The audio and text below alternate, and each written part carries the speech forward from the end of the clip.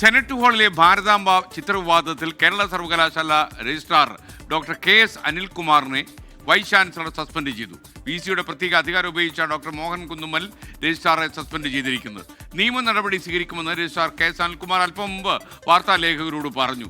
Vice ചാൻസലറുടേത് അധികാര ദുർവിനിയോഗമെന്ന് ഉന്നത വിദ്യാഭ്യാസ വകുപ്പ് മന്ത്രി ഡോക്ടർ R. ബിന്ദു പ്രതികരിക്കുകയും ചെയ്തു.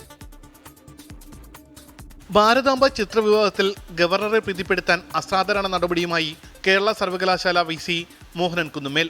സർവകലാശാല രജിസ്ട്രാർ KS അനിൽകുമാറിനെ അന്വേഷണ വിധേയമായി VC സസ്പെൻഡ് ചെയ്തു.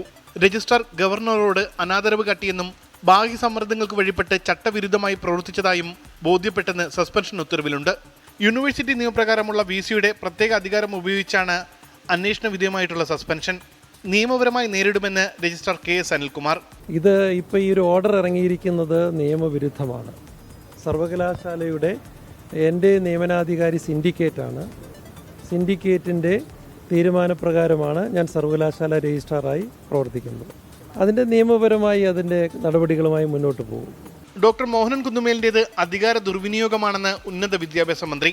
കേരള സർവകലാശാലയുടെ ആക്റ്റും നിയമങ്ങളും ചട്ടങ്ങളും അനുസരിച്ച് യാതൊരു കാരണവശാലും അദ്ദേഹത്തിന് രജിസ്ട്രാറെ സസ്പെൻഡ് ചെയ്യാനുള്ള അധികാരമില്ല. രജിസ്ട്രാറുടെ അപ്പോയിൻറ്റിംഗ് അതോറിറ്റി സിൻഡിക്കേറ്റ് ആണ്. മോഹനൻ കുന്നുമേൽ റഷ്യൻ സന്ദർശനത്തിനായി അവധിയിൽ പോയതിനാൽ കേരള സർവകലാശാല VC-യുടെ അധിക ചുമതല digital university VC doctor Sisa തോമസിന് നൽകി. ഈ മാസം 8-ാം തീയതി വരെയാണ് അധിക ചുമതല. 24 തിരുവനന്തപുരം.